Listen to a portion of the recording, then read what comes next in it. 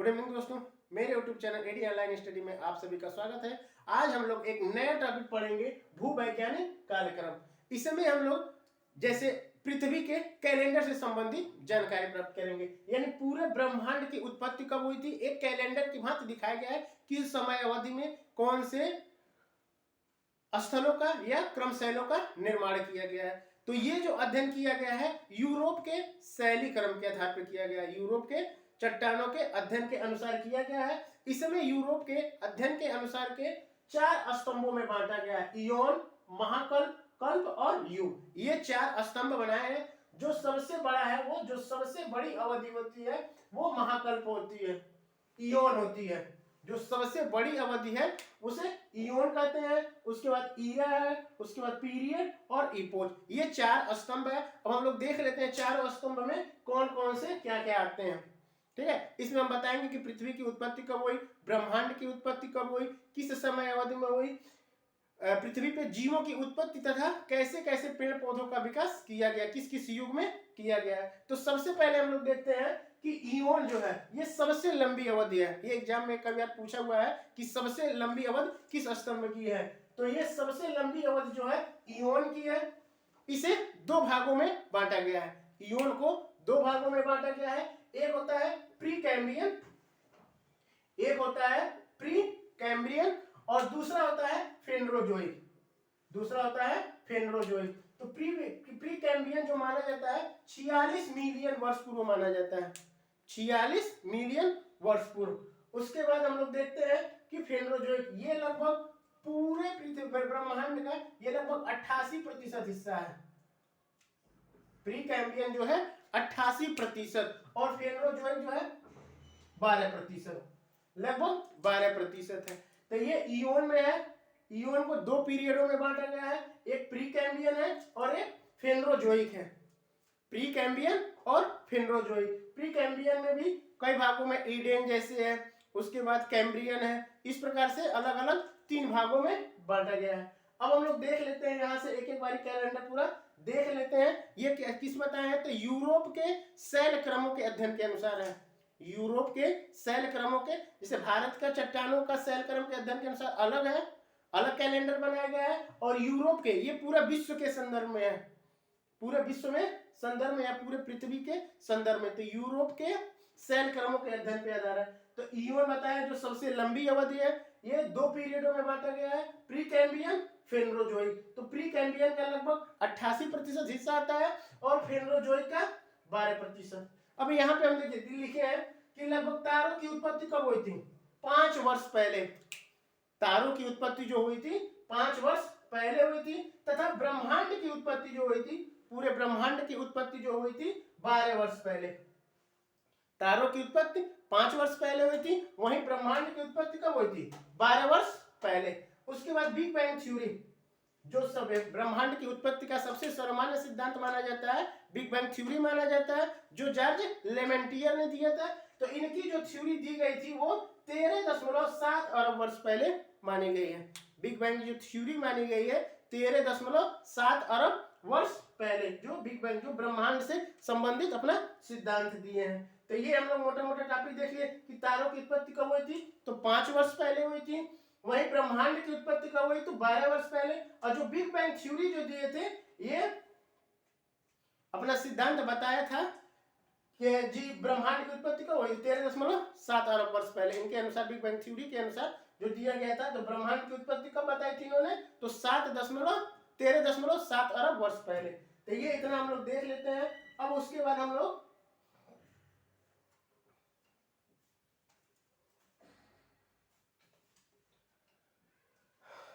लोग देखते हैं पृथ्वी की उत्पत्ति जो मानी जाती है वो लगभग 3.8 अरब वर्ष पहले, अरब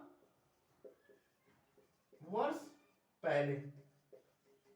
पृथ्वी की जो उत्पत्ति मानी जाती है वो 3.8 अरब वर्ष पहले मानी जाती है। और उसी के बाद पृथ्वी पे स्थल और जल महासागर यानी स्थल मंडल और जल मंडल का जो विकास हुआ था 3.8 अरब वर्ष पहले।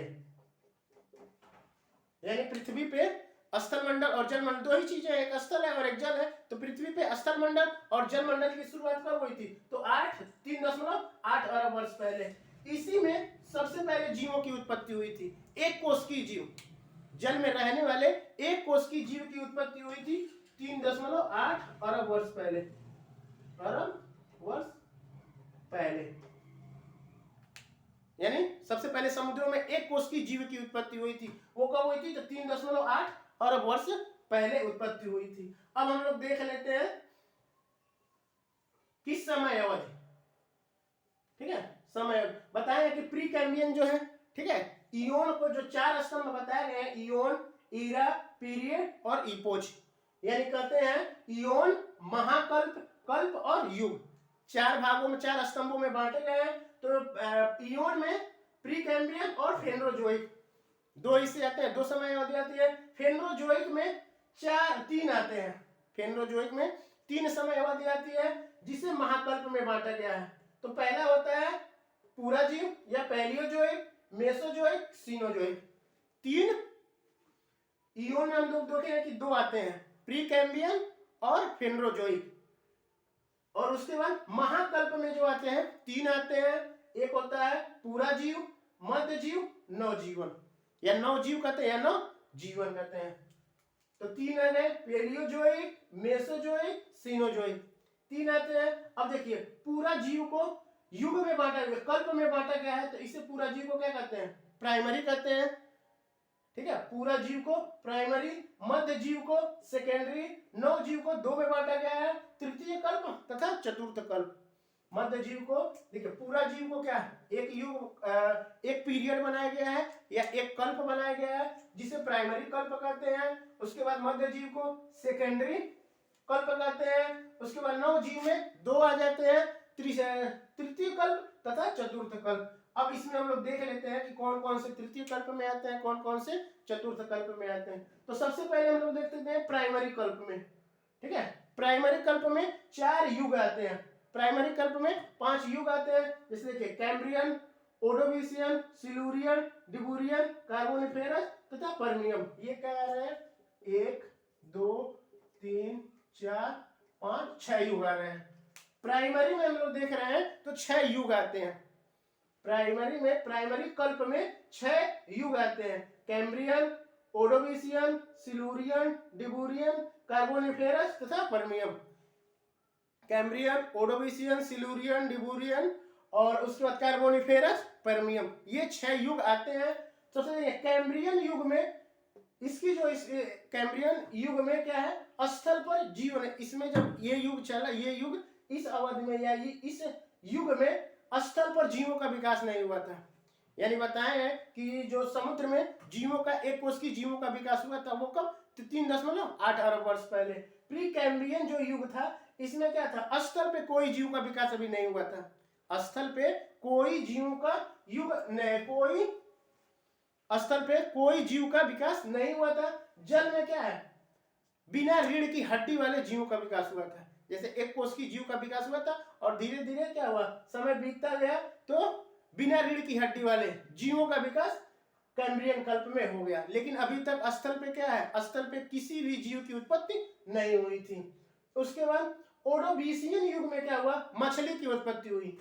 ओडोविशियन में मछली की उत्पत्ति हुई। ओडोविशियन युग में मछली की उत्पत्ति हुई। सिल्यूरियन में जो क्या हुआ? पौधों का विकास हुआ।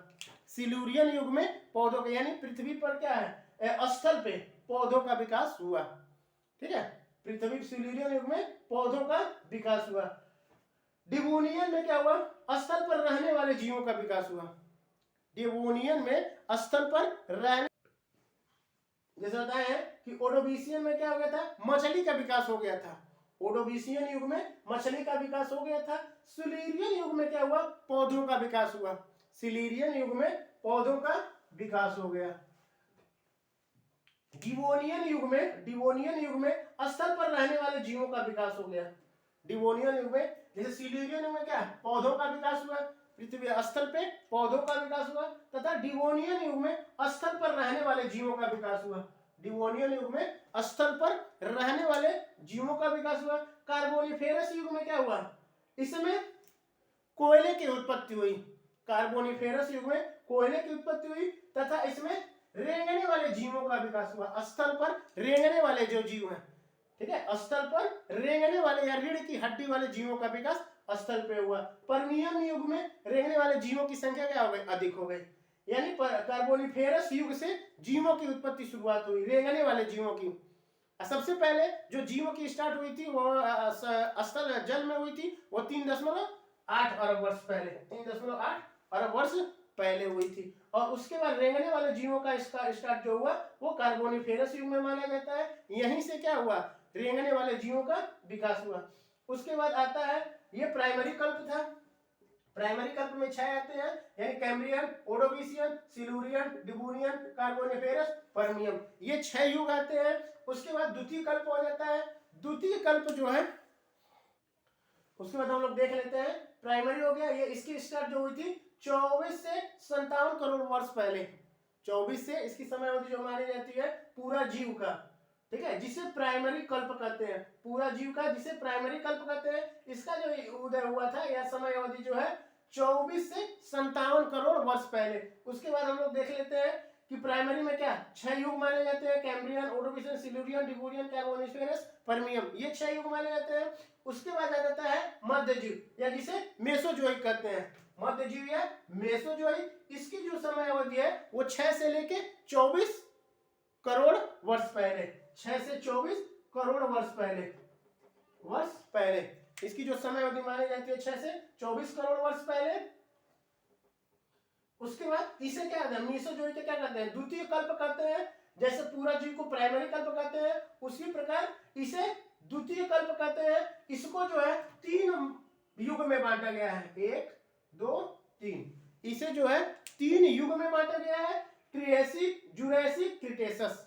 इसे 3 युग में बांटा गया है, ट्रियासिक, जुरासिक, क्रिटेशस, 3 युग में। यानी सेकेंडरी कल्प को जो 6 से 24 करोड़ वर्ष पहले है, इसको 3 समय अवधि में बांटा गया, 3 युगों में बांटा गया है, ट्रियासिक, जुरासिक, क्रिटेशस। ट्रियासिक युग में क्या हुआ, मेंढक तथा समुद्री कछुए का उदय हुआ। ट्रियासिक युग में यानी स्थल पर रहने वाले मेंढक का और उसके बाद समुद्री कछुए का उदय हुआ।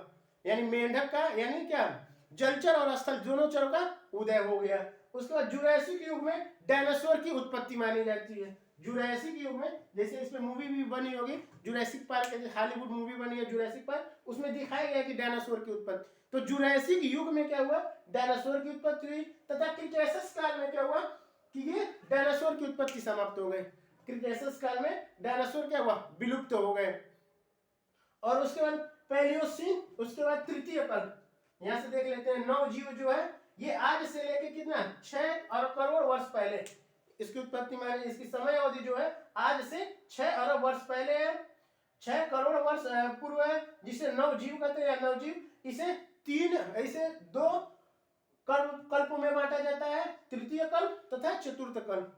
यहां से हम लोग देख लेते हैं कि पूरा जीव ये 24 से 57 करोड़ अरब वर्ष पहले, 24 से 57 करोड़ वर्ष पूर्व। मध्य जीव को मेसोजोइक 6 से 24 करोड़ वर्ष पहले, यह 9 जीव ये आज से लेके 6 करोड़ वर्ष पूर्व। ये किसका हिस्सा बता रहे हैं, फेनोजोइक का बता रहे हैं। फेनोजोइक को 3 ईरा में यानी महाकल्प में बांटा गया है, पूरा जीव, मध्य जीव, 9 जीव। तो पूरा जीव को प्राइमरी युग कहते हैं और उसके बाद प्राइमरी युग को क्या 6 युग में बांटा गया है। उसके बाद मध्य जीव को क्या कहते हैं, मध्य जीवी को द्वितीय कल्प कहते हैं, जिसे 3 युगों में बांटा गया है, ट्रियासिक, जुरासिक, क्रिटेशस। उसके बाद 9 जीव आता है, तो 9 जीव में 2 कल्प को बांटा गया है।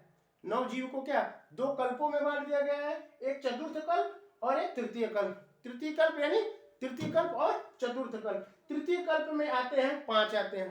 तृतीय कल्प में 5 युग आते हैं, Palaeocene, Eocene, Oligocene, Miocene, Pliocene. ठीक है, तृतीय कल्प या टर्शियरी बोलते हैं इसको। तो Palaeocene, Eocene, Oligocene, Miocene, Pliocene, 5 युग इसमें बांटे गए हैं, पैलियो, इयो, ओलिगोसीन, मायोसीन, प्लायोसीन। तो पहले युग में क्या चूहे की उत्पत्ति हुई, यानी छोटे स्तनपायी जीवों की उत्पत्ति हुई, छोटे स्तनधारी जीवों की उत्पत्ति हुई, यानी जैसे चूहे की उत्पत्ति। किसमें, पैलियोसीन में छोटे छोटे जो स्तनधारी जीव थे उनकी उत्पत्ति हुई, जैसे पैलियोसीन में चूहे, जैसे चूहे होते हैं। उसके बाद इयोसीन में क्या हुआ, खरगोश की उत्पत्ति हुई। उससे थोड़े बड़े स्तनधारी की उत्पत्ति हुई, इयोसीन में खरगोश की उत्पत्ति हुई। ओलिगोसीन में वन मानुष की उत्पत्ति मानी जाती है। ओलियोसीन में वन मानुष यानी बंदर उंदर की उत्पत्ति मानी जाती है। फिर ओलिगोसीन में क्या, वन मानुष बड़े पैमाने पर दिखने लगते हैं। मायोसीन काल में वन मानुष की उत्पत्ति।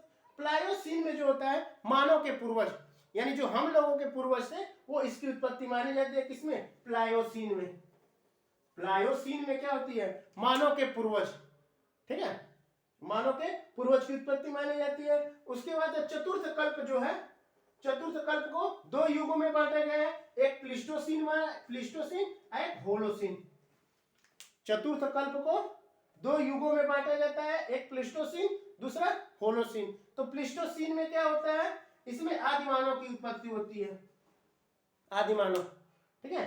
प्लीस्टोसीन में आदिमानव का उदय, तथा होलोसीन में जो है आधुनिक मानव का उदय, यानी जो वर्तमान समय में जो कैलेंडर में चल रहा है वो क्या है, होलोसीन चल रहा है, ठीक है। इसकी अवधि जो है, जो इस समय जो चल रहा है, जो समय अवधि चल रही है वो क्या है, होलोसीन। तो यूरोप के शैल क्रमों के अध्ययन पर आधारित ये क्या है, पंचांग है, कैलेंडर है, जिसमें ब्रह्मांड से लेकर अभी तक जीवों तथा इससे संबंधित पूरा पंचांग बनाया गया है कि कौन से जीव, कौन से पौधे उधे का विकास किस युग में तथा किस समय अवधि में हुआ। तो ये था हम लोगों का भूवैज्ञानिक कार्यक्रम, ठीक है। Thank you.